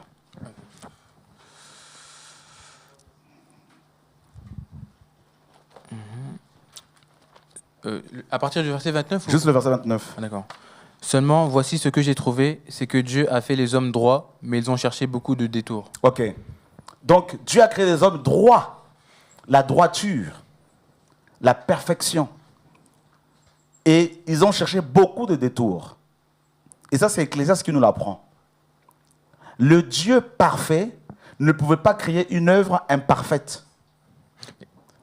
La création, pour moi, c'est en vue de la perfection, mais c'est pas... Non, pas du tout. On va lire, comme tu aimes la parole. Et d'abord, l'Ecclésiaste nous dit que Dieu a créé les hommes droits. Et même en hébreu, ce terme-là, la droiture, là, nous parle de la perfection. Tout était clean, tout était nickel, tout était bon, tout était parfait. Et c'est l'homme lui-même qui s'est vautré dans le mal. Et attends, je vais encore aller plus loin avec toi. Parce que toute la création était parfaite, même les anges. N'est-ce pas? J'aime comment ils contredisent comme ça, là, parce que l'esprit à moi s'excite. Ça, c'est le ministère que j'ai reçu. Et il me donne des versets en même temps pour contredire les gens, pour arrêter les gens. Nous sommes dans Ézéchiel, le passage que Dieu me donne pour toi. Ézéchiel 28. Est-ce que tu peux nous lire ce passage-là? Ce serait bien que tu viennes souvent à l'émission là pour me contredire. Alléluia. C'est un ministère qui aime la guerre. J'aime la guerre, c'est bizarre. J'aime la guerre. Quand il n'y a pas la guerre, quand on ne me critique pas, je ne suis pas bien. Il faut qu'on me dise, Chora a 1000 maisons, frère. Alléluia. Ça, j'aime. Ça, c'est juste une parenthèse. Je suis bizarre, hein? Si on ne m'attaque pas, il faut qu'on me dise, frère Chora, tu as engrossé une femme. Je dis, Alléluia, gloire à Dieu. Le frère Chora, tu as dragué une femme. Je dis, c'est bien, quand ils viennent à la télévision pour dire devant tout le monde, avec des preuves. Il faut leur dire, allez, amenez-la. Ça, c'est une parenthèse. Quand on dit, non, il a 14 000 maisons, il faut dire, frère, est-ce qu'il a volé l'argent pour acheter des maisons? Non, alors c'est sa vie privée, que Dieu soit béni. Voilà la parole. Et c'est pour cela que j'aime la guerre, frère. Donc, tu vois, quand tu me contredis comme ça, il y a comme une excitation en moi. Nous sommes dans Ézéchiel 28. Alors, tu peux nous lire à partir du verset 11? La parole de l'Éternel me fut adressée en ces mots. Fils de l'homme, prononce une complainte sur le roi de Tyr. Tu lui diras, ainsi parle le Seigneur l'Éternel, tu mettais le sceau à la perfection. Ah! Tu mettais le sceau à la perfection. À la perfection. Est-ce que tu veux continuer ou tu es KO là? Non, ça va. Ça suffit comme ça. Ça suffit, hein? Mais on va continuer quand même pour les... Non, juste pour l'homme, en fait, parce que dans 1 Corinthiens... Non, on va finir encore le passage. On va continuer. Continue. Tu étais plein de sagesse, parfait en beauté. Parfait en beauté. Waouh! Mais regarde quelqu'un de parfait qui devient terriblement ténébreux. Waouh, Jésus, que ta parole est puissante. Vous savez, quand il y a pas... Moi, je dis, frère, venez avec... C'est pas de l'orgueil, mais venez poser des questions pour contredire. Pas dans le but d'amener la guerre charnelle, mais d'éclaircir les choses. Parce que quand les gens s'expriment clairement, de manière opposée pour que la vérité éclate, eh bien là, les chrétiens sont bénis parce que, voilà. Donc, le Dieu parfait n'a pas créé une œuvre imparfaite. Tout était parfait, tout était clean. Et l'homme lui-même, n'est-ce pas, notamment Satan aussi, tout le monde, donc nous sommes tous vautrés dans le péché.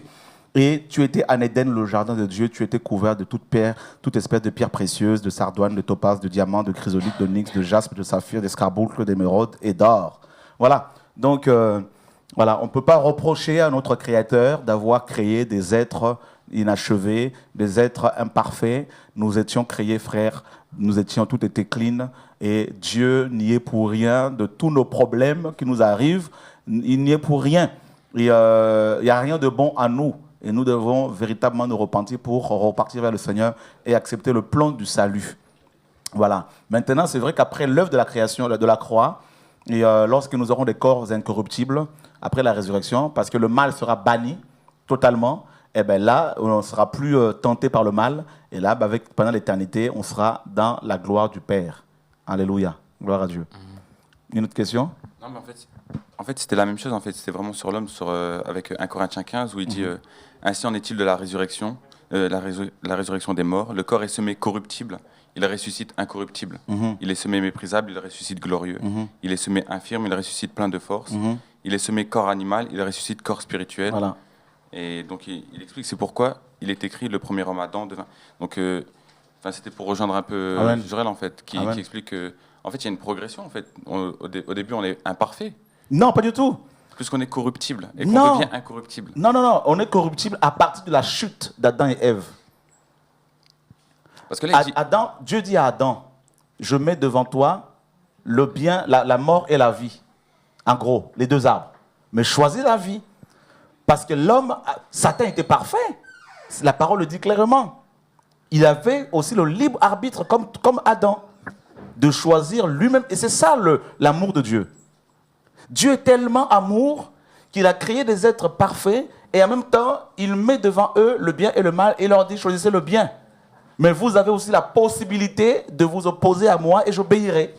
Donc Adam, il aurait pu devenir un esprit vivifiant alors. Adam aurait pu dire non, je ne mangerai pas ce fruit parce qu'il avait l'autorité pour le faire.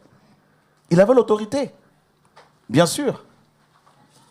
Tout simplement. Et ce qu'il faut comprendre, c'est que ça fait partie des mystères. Pour Dieu qui est omniscient, ne savait-il pas que Satan allait devenir Satan? Si. Mais il a permis, ça fait partie de sa souveraineté. Il est souverain, il fait ce qu'il veut. Et du haut de nos 1,90 m et 2 mètres, là, tout ça, du haut de notre durée de vie de 70 ans terrestres, nous devons être suffisamment humbles pour reconnaître que Dieu est tellement grand qu'il fait ce qu'il veut. Voilà. Donc, il n'y a pas une progression, parce que si la progression devait avoir lieu, en fait, Dieu ne va pas volontairement pousser Adam au péché pour ensuite l'amener à la perfection. C'est parce qu'il ne tentait pas les gens, la parole nous dit, au mal. Voilà. C'est pour cela qu'il ne faut pas, si vous voulez comprendre la parole de Dieu, vous êtes des jeunes, vous aimez le Seigneur, mais il faut la lire avec l'esprit. Parce que si on la lit avec son intellect, s'il n'y a pas la sanctification, on va tordre la parole comme Pierre l'a dit. Et on va, alors qu'on n'est pas forcément, on est seul chez soi, on peut devenir secte gourou et entraînant les gens à l'hérésie. Et c'est le piège. C'est un livre qui a été inspiré par le Saint-Esprit. Et pour le comprendre, il faut le Saint-Esprit avec nous. Or, pour qu'il soit avec nous, il faut qu'il y ait la sanctification. Et en fait, je lui demandais, en fait, c'est quoi l'utilité est-ce que c'est la volonté vraiment parfaite de Dieu d'avoir créé tous les ministères, en fait, docteurs, apôtres, enseignants et tout ça? Parce que je me dis, normalement, il veut un peuple de sacrificateurs. Donc, on est tous normalement appelés à demander à Dieu directement, à avoir une relation vraiment directe avec Dieu.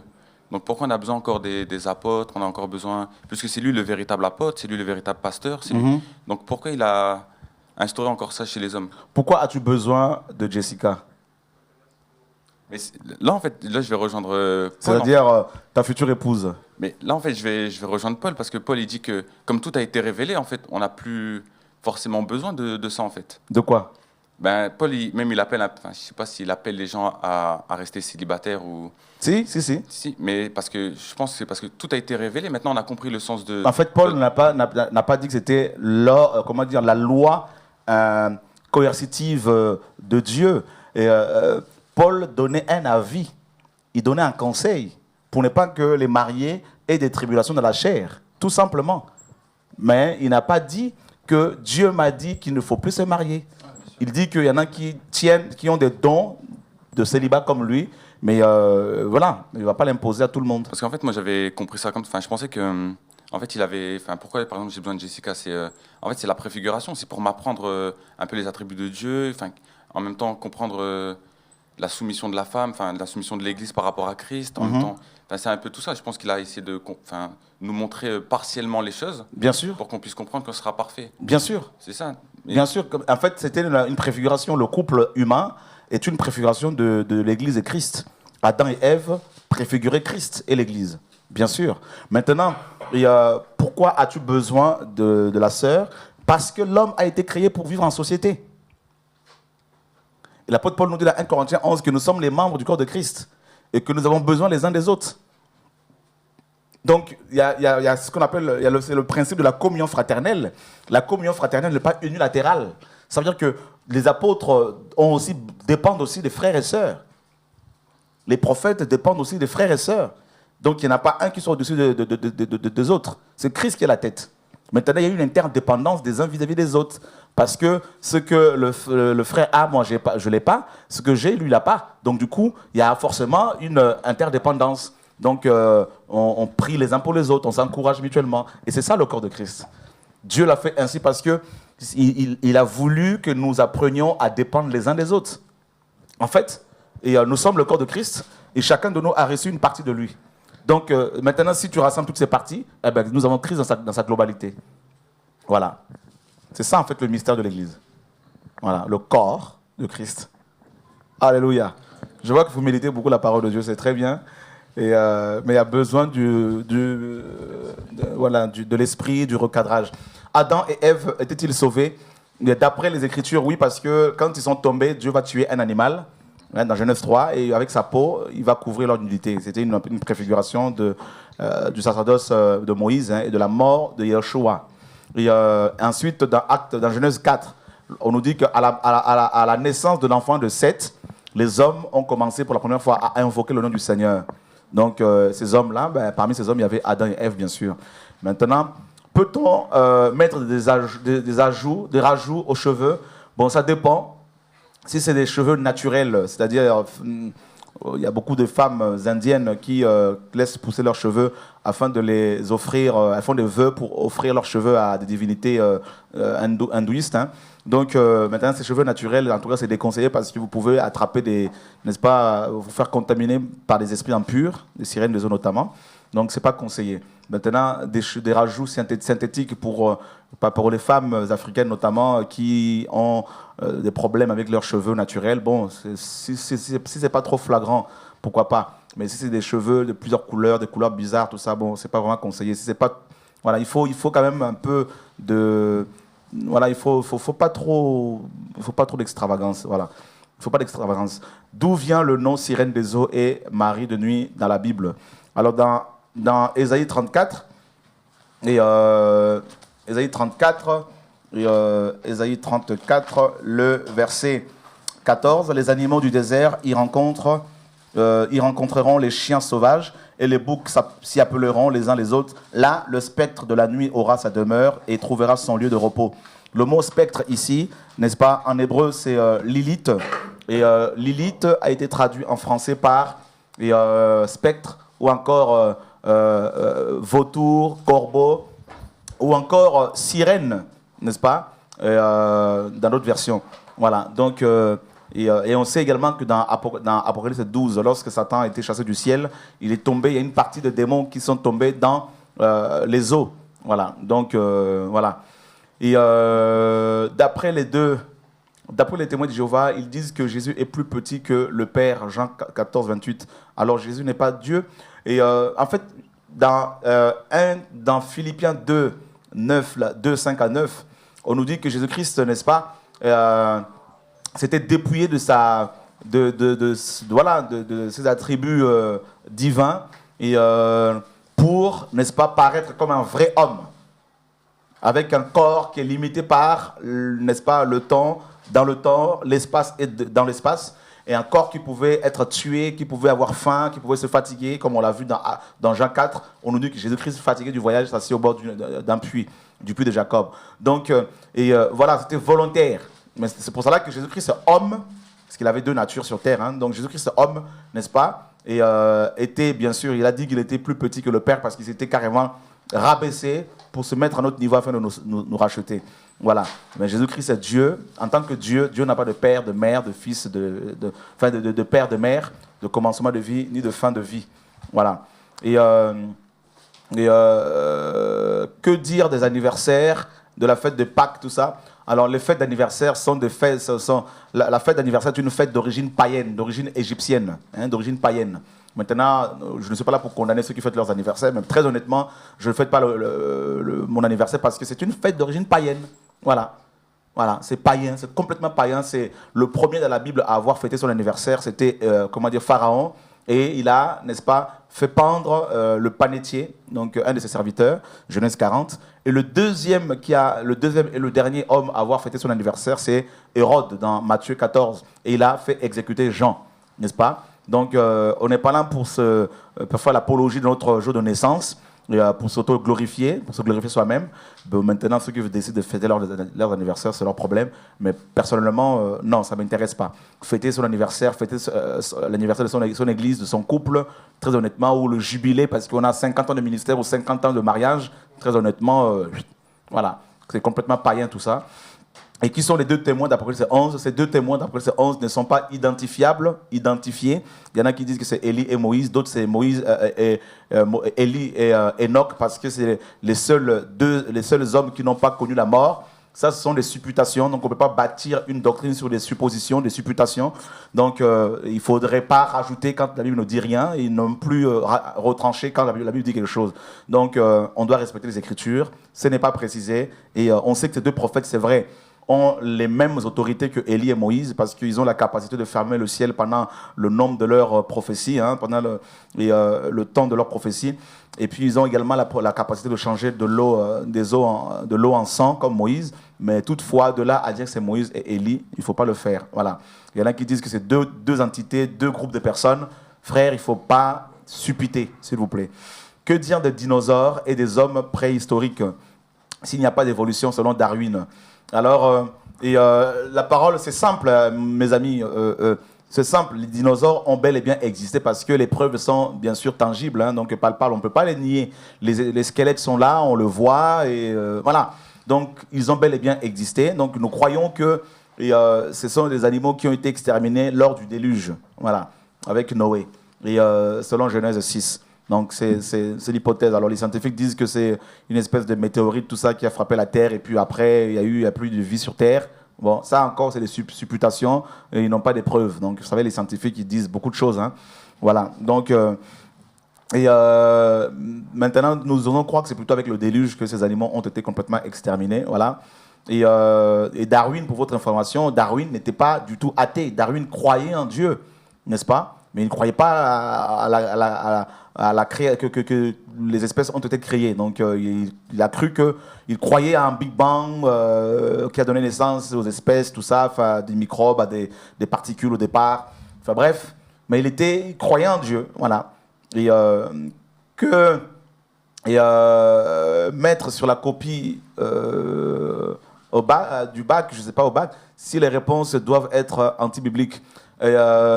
Là, c'est compliqué, c'est vrai que ce n'est pas évident. Et oui, je suis désolé, mais si on vous dit que et dites oui, qu'il y a eu l'évolution, qu'il n'y a pas eu de création pour avoir 10 sur 10, eh bien, si vous êtes chrétien engagé, vous ne pouvez pas mentir. Donc voilà, il faut dire la vérité. Voilà. Donc vous ne pouvez pas mentir pour avoir quelque chose afin de vous repentir devant le Seigneur. Non, il faut affirmer jusqu'à la mort, n'est-ce pas, la parole de Dieu, la vérité biblique. Voilà. Une autre question que l'on me pose de plus en plus, Frère Chora, est-ce que c'est biblique de dénoncer ouvertement quelqu'un, les pasteurs? Est-ce que c'est biblique n'est-ce pas, d'exposer le péché d'un frère? Frère, est-ce que vous lisez la Bible ou pas? Moi, je ne sais pas les chrétiens chez nous, là, si vous lisez la Bible.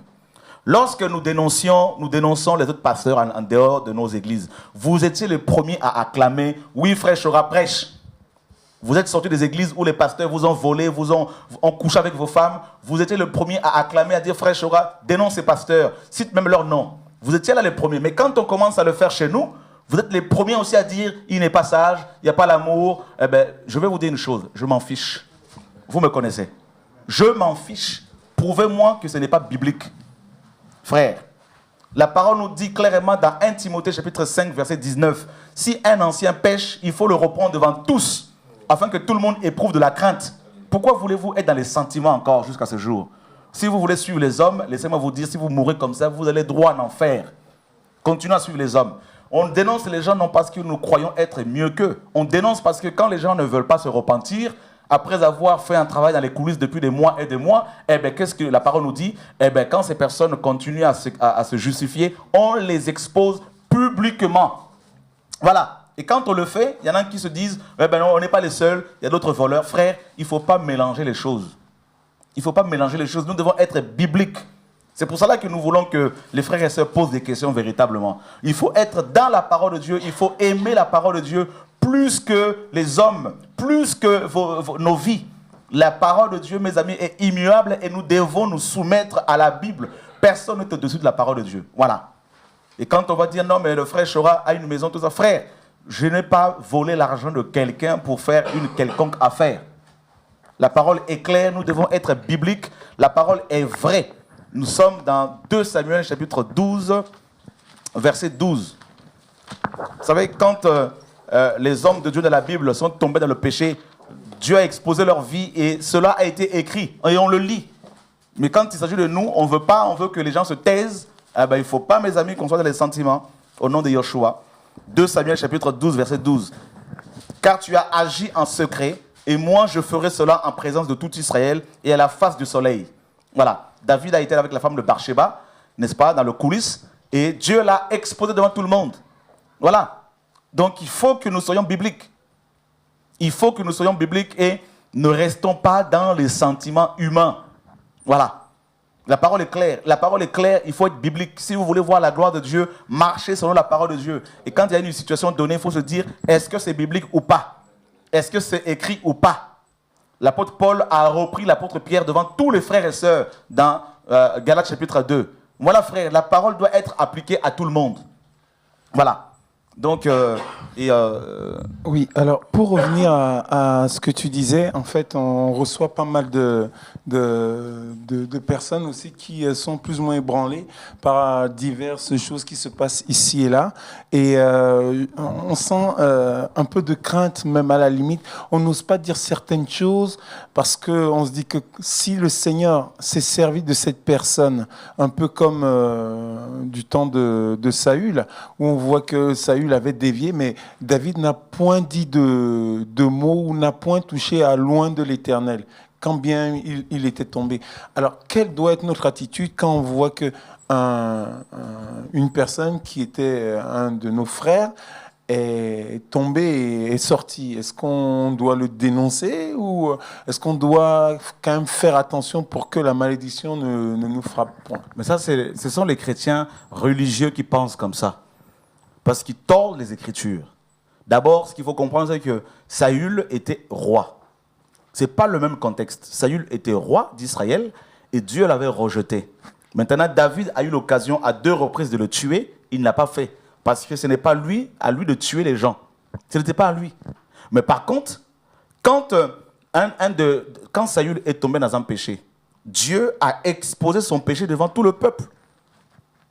c'est pas pareil. Le peuple d'Israël avait appris que Saül s'était, n'est-ce pas, usurpé, n'est-ce pas, la prérogative concernant la sacrificature.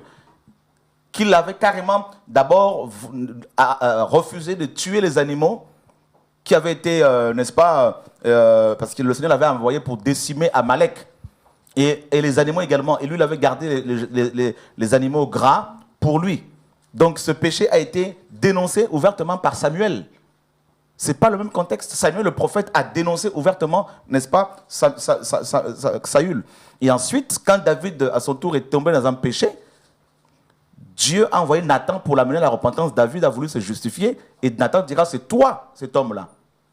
Et son péché a été également exposé, au point où Absalom est parti avec une trentaine de concubines de David devant tout Israël. Voilà.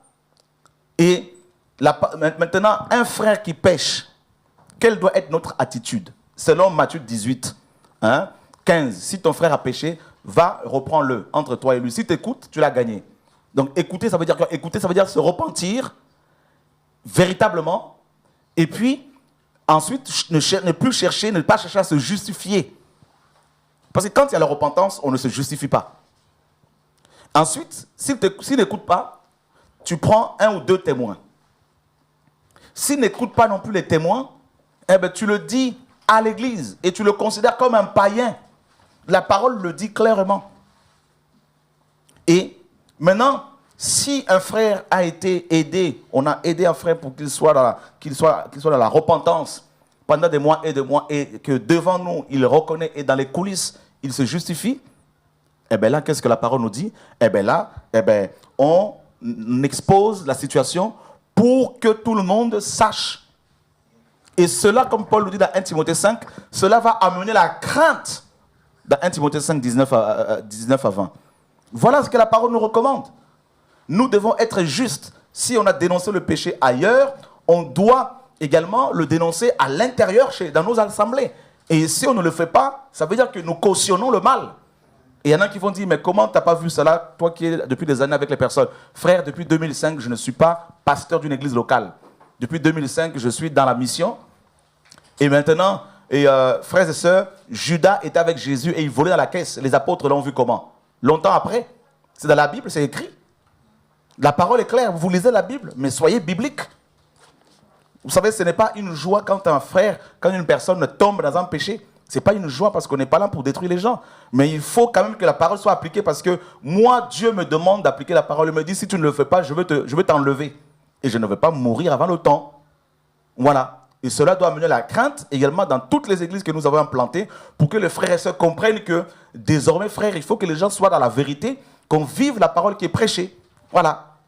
Et qu'on ne cherche pas à savoir, mais Chora, à quelle histoire, à quelle voiture, frères et sœurs, et je le dis, les anciens d'église peuvent le témoigner clairement, eh bien, Chora ne prend pas l'argent des églises pour faire ses affaires. Voilà.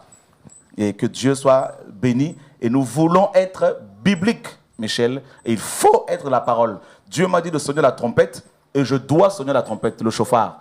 Même si cela me coûte cher, mais je dois le faire. Je dois le faire.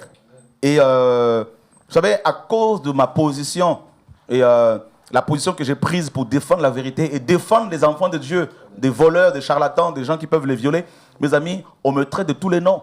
C'est pas grave. Antichrist, voleur, magicien, faux prophète, gourou, rosicrucien, franc-maçon. Il y a tout un tas d'épithètes qu'on me colle dessus parce que je me suis dit, on ne veut pas de la compromission.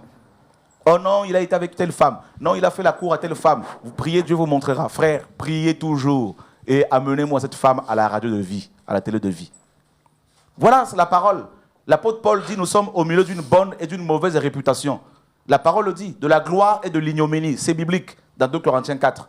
Voilà. Donc, et Dieu est Dieu, je continuerai à sonner la trompette et personne ne pourra m'intimider, frères et sœurs.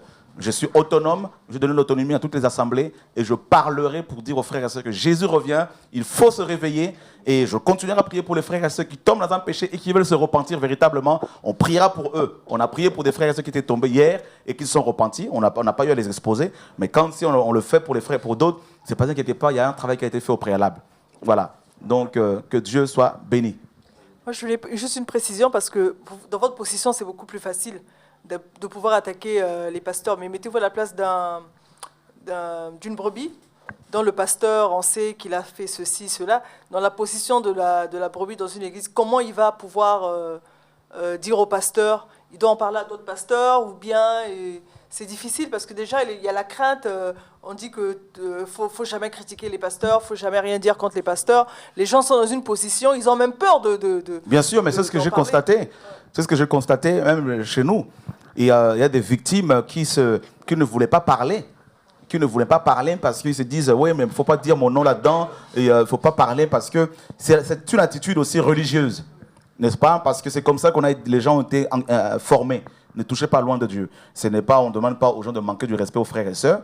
Mais le problème, c'est que si un pasteur s'est méconduit, un pasteur ou un apôtre, il faut aller le voir d'abord entre vous deux pour lui dire, voilà ce que j'ai constaté, repens-toi. C'est biblique, ma sœur. Il faut le faire. Parce que si vous ne le faites pas, eh bien, ces pasteurs vont continuer dans le mal, dans le péché. Voyez? Et c'est pour cela que après, quand nous on arrive pour régler les affaires, les gens disent c'est dur. Il faut, dès l'instant où vous constatez un abus sur le plan financier, sur le plan sexuel, il faut le dire. Il faut le dire. Et en plus, j'ai même envie de dire qu'il y a deux sortes d'amour. Il y a l'amour qui est inimitié contre Dieu, c'est l'amour du monde. Et il y a l'amour qui amène à la crainte de Dieu. Là, par amour pour les frères, on est obligé de dénoncer. Parce que si tu ne dis pas, il va continuer, et il y a d'autres victimes encore. Bien sûr. Donc, au lieu de dire, par exemple, c'est pas pour... c'est tout simplement au lieu de dire, Chora, il n'a pas l'amour, il faut bien comprendre que s'il fait ça aussi, c'est pour nous. Parce qu'il y a d'autres personnes qui sont là et qui vont continuer de sévir. Donc, on est obligé, par amour, pour les frères, de dénoncer les gens, pour qu'il y ait la crainte dans nos cœurs, pour que nous on puisse être aussi sauvés des sévices qu'ils peuvent donner, mais aussi qu'on ait la crainte de Dieu. Savoir qu'on ne peut pas jouer avec le peuple de Dieu. Nous, on est là, on veut toujours protéger les soi-disant victimes, ceux qui ont été dénoncés, on veut les sauver, mais ce n'est pas normal. Et on veut les protéger, les sauver, et on ne pense pas aux victimes. On ne pense pas aux frères et sœurs qui ont été violés, qui ont été dépouillés financièrement. On ne pense pas à eux, parce qu'on ne les a pas forcément écoutés. On n'a pas écouté leurs plaintes, leurs problèmes de sous qu'ils ont eu, parce qu'ils ont fait des emprunts, tout, pour donner des 3 000 € à l'Assemblée, des 4 000 €, tout ça. On n'a pas forcément été les écouter, parce que c'est des personnes qui n'ont pas été forcément écoutées de près. Donc du coup, les victimes, c'est pas grave. C'est pas grave. Tout va bien, il ne faut pas toucher au bishop, il ne faut pas toucher au pasteur, parce que quand même, il y en a qui vont dire, mais quand même, ce sont tes enfants dans la foi, tes fils spirituels. Mais frère, on n'est pas là pour rentrer dans un amour complètement charnel et dire, voilà, c'est ma mère spirituelle, c'est mon fils spirituel, c'est mon fils spirituel. Ça, c'est complètement charnel. Et c'est pour cela que beaucoup, excusez-moi de vous le dire, beaucoup parmi vous, s'ils meurent comme ça, là, ils vont en enfer, à cause des sentiments purement charnels. Charnels. Et quand c'est comme ça, après, quand on dénonce, on veut maintenant trouver aussi le péché chez l'autre. Bon, lui non plus n'est pas parfait. Lui non aussi, tout ça. Mes frères et sœurs, arrêtons quand même la comédie. Arrêtons la comédie. Il est temps qu'on arrête la comédie. Il est temps qu'on arrête la comédie. Voilà. Et il faut que l'on soit biblique. La parole est claire. Et voilà, s'il faut que les victimes maintenant viennent devant ici pour parler à la télévision, croyez-moi, il y en a qui sont prêts. Voilà. Et vous allez voir comment les gens ont souffert. Donc il faut qu'on arrête.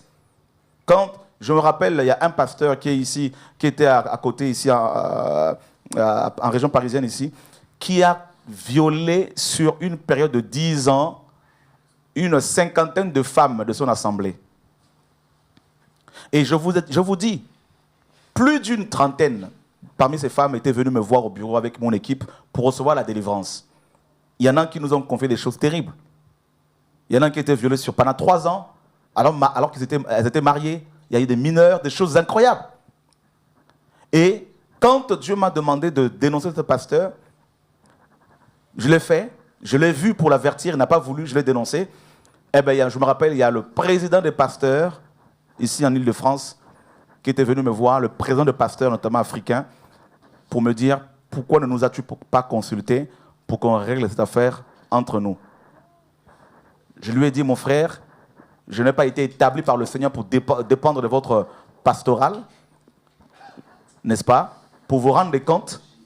J'ai écouté des frères et sœurs, des couples qui sont brisés. Notamment, il y a un couple dont la femme est devenue carrément folle, internée dans un asile psychiatrique. Hein? Et à cause de ce viol, et vous voulez que je me taise? Et toi, pasteur, tu veux que je me taise? Que je n'ai pas l'amour, que je n'ai pas la sagesse? Eh bien, je suis désolé. Gardez votre sagesse diabolique. Voilà. Charnelle. Et je sais que ça ne plaît pas ce que je fais. Je sais que beaucoup me haïssent, mais je me suis déjà préparé depuis des années. Voilà. En 2006, à cause de ce message, on m'a collé une grossesse, comme quoi j'ai engrossé une femme. La nouvelle a fait le tour de Paris. Et là, c'est des rumeurs, le frère Chora a dragué une sœur, mais à mener ces choses-là. Pourquoi? Parce qu'on veut dénoncer et on veut me faire taire. Voilà. Voilà. Il faut que l'on soit vrai. J'ai formé beaucoup d'enfants dans la foi. Et je ne les ai pas tous dénoncés. Il y en a qui craignent Dieu, qui servent le Seigneur puissamment, et on les encourage à faire l'œuvre. Mais il ne faut pas rentrer dans les sentiments humains, alors qu'il y a des victimes, des frères et sœurs qui souffrent, qui sont blessés véritablement, et on veut rentrer dans une forme de sagesse charnelle, frère. Et comme le frère, tu le disais tout à l'heure, le fait de dénoncer le mal comme ça, frère, ça épargne beaucoup d'autres personnes, parce que les gens sont maintenant sur leur garde. Voilà. Frères et sœurs, et parfois il faut se justifier. J'ai pris de mon argent à l'époque, j'ai pris un terrain en Afrique, on a construit un orphelinat. Oui, frère, ce n'est pas pour me justifier. On a cotisé 110 000 euros, j'ai pris cet argent, on a acheté les locaux de Radio Télé de Vie cash. Et j'ai pris de mon argent, j'ai pris un autre terrain pour construire, pour mettre en place une école biblique à Kinshasa. Malheureusement, le missionnaire qui devait partir a connu des problèmes, donc j'ai annulé ces projets. Donc, on s'implique pour l'œuvre. Et les frères et sœurs, beaucoup sont dans les sentiments. Ce n'est pas une affaire facile, une mission facile que Dieu m'a confiée. C'est celle de sonner la trompette, d'alerter, d'avertir les frères et sœurs pour que les écailles des yeux tombent, pour que les gens comprennent la vérité. Les gens vont vous dire, frère, le frère Chora a 4 maisons. Frère, je n'ai pas 4 maisons, c'est du mensonge. C'est du pur mensonge. Même si j'avais 10 maisons, j'ai pris l'argent de qui? Salomon a construit le temple de Dieu. Ensuite, il a construit sa maison. Hein? Qui l'a combattu? Mais il a fait l'œuvre. Mais je n'ai pas construit 4 maisons, je n'ai pas 4 maisons, 4 villas, frère. Il faut qu'on soit dans la vérité. La vérité sera proclamée haut et fort. Frère, je continuerai à faire le travail, je continuerai à vous dire que Jésus revient, je continuerai à dénoncer le péché. Voilà, et encourager les vrais chrétiens, les vrais pasteurs qui veulent véritablement faire l'œuvre du Seigneur, frère, au nom de Yoshua. Voilà. Et nous avons des vidéos de victimes, des témoignages des victimes. Pour l'instant, nous la gardons. Mais il faut que les gens se repentent. Il faut véritablement qu'on revienne à la vérité.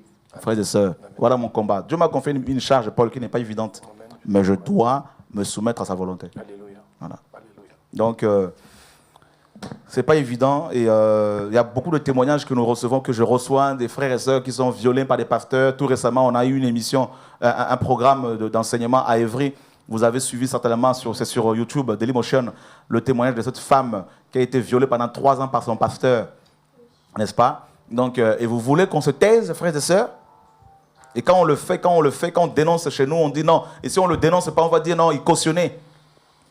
Cautionnez, frère, il faut qu'on soit dans la vérité, dans la lumière de la parole. Voilà. Donc, soyons dans la vérité, dans la sagesse. Et on ne cautionne pas le péché. Si on a dénoncé quelque chose, c'est parce qu'on a été au courant longtemps après. Et Dieu peut parfois nous cacher certaines choses parce qu'il ne veut pas forcément exposer tout le monde, les gens. Il veut d'abord que les gens se repentent. Voilà. Mais tout est fait dans l'amour pour aider les gens, pour épargner le troupeau. Parce que vous savez, le nombre de personnes qui sont touchées par ce message, il ne faudrait surtout pas que ces personnes soient, n'est-ce pas, dépouillées ici et là. Voilà. Que Dieu soit béni, que Dieu soit glorifié pour l'œuvre qu'il accomplit ici et là, Paul, au nom de Yoshua. Amen, alléluia. Voilà. Si tu permets, je voudrais terminer en disant 2 petits mots, frères et sœurs qui nous regardent. Je pense qu'il est préférable, dans l'amour de Dieu, de se focaliser uniquement sur sa parole. Arrêtez, s'il vous plaît, arrêtez de dénigrer les personnes qui font l'œuvre du Seigneur, c'est-à-dire qui marchent dans la vérité, dans la foi, dans l'amour. Et arrêtez de passer votre temps à jauger les autres et de juger les autres. Consacrez votre temps à lire la parole, à analyser la parole. Il est temps, nous arrivons au retour de Yeshua. Il est temps de se prendre tous la main, de se lever au nom de Jésus. Arrêtez de toujours dénigrer l'un. Préférez de passer votre énergie, justement, à exhorter l'un et l'autre, que de passer votre temps à analyser si ça ne va pas chez l'un et chez l'autre. C'est ça, l'amour. Et si on va terminer éventuellement par Romains, chapitre 13, verset 10. Parce que l'amour, même le communisme, sait très bien ce que veut dire l'amour, mais ce n'est pas l'amour de Dieu. Il est dit au verset 13... Au chapitre 13 du verset 10, « L'amour ne fait point de mal au prochain. L'amour est donc l'accomplissement de la loi. Cela importe d'autant plus que vous savez en quel temps nous sommes. C'est l'heure de vous réveiller enfin du sommeil, car maintenant le salut est plus près de nous que lorsque nous avions cru. La nuit est avancée, le jour approche. Dépouillons-nous donc des œuvres des ténèbres et revêtons les armes de la lumière, mes frères et sœurs. Arrêtons d'être dans les ténèbres et on doit se revêtir des armes de la lumière. » Il est marqué également, « Marchons honnêtement, comme en plein jour, loin des orgies de l'ivrognerie, de la luxure, de la débauche, des querelles et des jalousies. Mais revêtez-vous du Seigneur Jésus-Christ et n'ayez point soin de la chair pour en satisfaire les convoitises. » Alors, avant de critiquer les autres frères et sœurs, regardez peut-être la poutre qui est dans votre œil avant de regarder l'allumette, entre guillemets, la petite paille qui est dans l'œil du voisin. Donc, je vous encourage justement de focaliser votre énergie à lire la Bible et prendre votre frère, votre voisin, et de lui dire, voilà, si tu ne connais pas Jésus, je vais te le présenter, que de dénigrer des personnes qui sont au service de Dieu. Voilà, c'est tout ce que j'avais à dire. Amen, gloire à Dieu. Et donc, il y a juste 2 ou 3 questions qui nous sont posées, auxquelles nous allons répondre. Et je suis fiancé, donc c'est une sœur qui nous écrit, qui nous pose la question. Je suis fiancé. Une sœur m'a dit que je pouvais avoir des relations avec mon fiancé car elle dit que Dieu sait qu'il sera ton mari. Cette sœur te ment. Donc voilà, c'est clair. Et donc Salomon, dans Cantique de Cantique, était fiancé à la Sulamite et il ne l'a pas touchée avant les noces.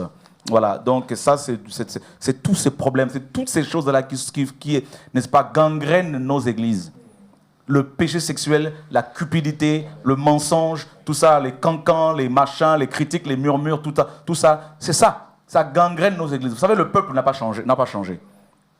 Quand Corée, Abiram, tout ça se sont dressés contre Moïse et Dathan, et que Dieu les a tués, en tout 14 200 et quelques personnes de tués, le peuple qui était resté en vie va carrément se rebeller contre Moïse de nouveau, pour dire c'est à cause de toi. Le peuple n'a pas changé, l'homme n'a pas changé. Vous voyez, c'est tout ça là, ça gangrène les églises. Le péché sexuel, les gens ne sont pas mariés, ça couche ensemble comme s'ils étaient mariés. Et ça paraît normal. Voyez. Et quand on dit non à ces choses-là, les gens nous en veulent, les gens veulent. Ils sont chrétiens, mais ils sont prêts à te tuer parce qu'ils disent tu parles trop. Moi, je sais, voilà, c'est ce qu'on me dit à chaque fois. Il parle trop. Voilà. Il faut qu'il se taise, il faut qu'il meure pour qu'on soit tranquille. Mais Dieu m'a dit en prière, je t'ai établi pour déranger. Je suis désolé si je te dérange. Mais en tout cas, je continuerai à te déranger. Voilà. Plus tu vas dire du mal de moi, plus je vais te déranger. Voilà. Donc, peut-on fabriquer de l'huile d'onction comme dans la parole? Fabriquer, non, c'est fini tout ça, mon ami. Voilà, l'esprit est déjà là. C'est la meilleure huile. Hein? Donc, à quel moment doit-on utiliser l'huile d'onction? Eh bien, exclusivement dans le cas de la guérison divine et pas systématiquement.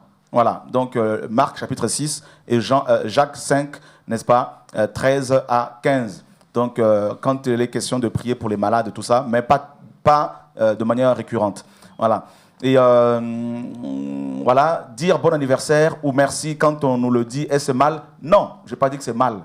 Je n'ai pas dit, il ne faut pas défendre mes propos, parce que je sais que beaucoup analysent souvent mes propos jusqu'à me faire dire ce que je n'ai pas dit.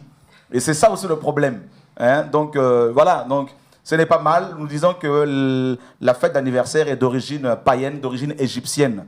Hein? Ce sont les Égyptiens qui, n'est-ce pas, soufflaient sur les bougies pour faire des vœux à leur divinité lors de leurs anniversaires. Voilà, maintenant, vous faites ce que vous voulez après. Moi, je suis là simplement pour vous informer en même temps. Voilà, après, chacun fait ce qu'il veut. Crois au Seigneur Jésus-Christ et tu seras sauvé, toi et ta famille. Je suis converti et pas mes parents. Sont-ils sauvés? Non.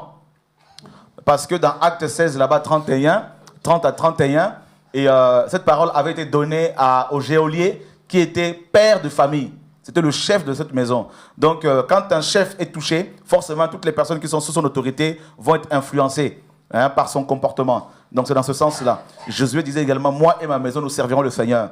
Donc, cette parole-là n'est pas automatique. Donc, maintenant, prie pour que le Seigneur, par ton comportement transformé, ta famille verra ce changement et certainement sera touchée. Donc, voilà. Que le Seigneur soit béni. Et au nom de Yoshua. En tout cas, c'était un plaisir de vous avoir ce soir avec moi. Que signifie l'écharde de Paul? Un défaut? Non. L'écharde de Paul était... certainement, Paul avait un problème de vue. Il le dit aux Galates, n'est-ce pas, que les Galates auraient pu s'arracher les cheveux pour les lui donner. Et dans Acte 26, l'apôtre Paul, n'est-ce pas, va être frappé par un juif parce qu'il avait traité le souverain sacrificateur de muraille blanchie. Et quand on va le frapper en lui disant ce n'est pas biblique, ce n'est pas bon de parler ainsi au souverain sacrificateur, Paul dira excusez-moi parce que je ne savais pas qu'il était souverain sacrificateur. Donc on comprend que Paul avait un problème de vue parce qu'il n'a pas vu. Il n'a pas vu en face de lui que c'était le souverain sacrificateur. Donc il avait un problème de vue et certainement qui lui causait beaucoup de problèmes parce qu'il devait beaucoup écrire et c'était vraiment une écharde dans sa chair. Mais sinon, il y avait aussi un ange de Satan selon 2 Corinthiens 12 qui était à côté de lui à chaque fois pour le combattre. Et Paul voulait à chaque fois que le Seigneur avait prié à 3 reprises que Dieu l'éloigne de lui, mais Dieu lui dira, sa grâce te suffit. Voilà, donc ce n'était pas un défaut, lié au caractère. Voilà, que le Seigneur soit béni, frère. L'œuvre n'est pas évidente à faire, mais elle se fait grâce au Seigneur. Et je vous donne rendez-vous ce samedi à partir de 16h30 à Évry Bras de Fer pour de temps d'enseignement, de prière, de partage au nom de Yoshua, notre Seigneur et Sauveur. En tout cas, merci pour la présence de chacun. Ça m'a beaucoup encouragé. Je ne sais pas, un mot de fin, Jessica? Ça va? Ça va pour tout le monde. Que Dieu soit béni. Merci à l'équipe technique, frères et sœurs, et que Dieu vous bénisse. Et puis, on se retrouve certainement samedi, 16h30, heure de Paris, au nom de Yoshua. Paul, merci en tout cas pour ta présence. Alléluia.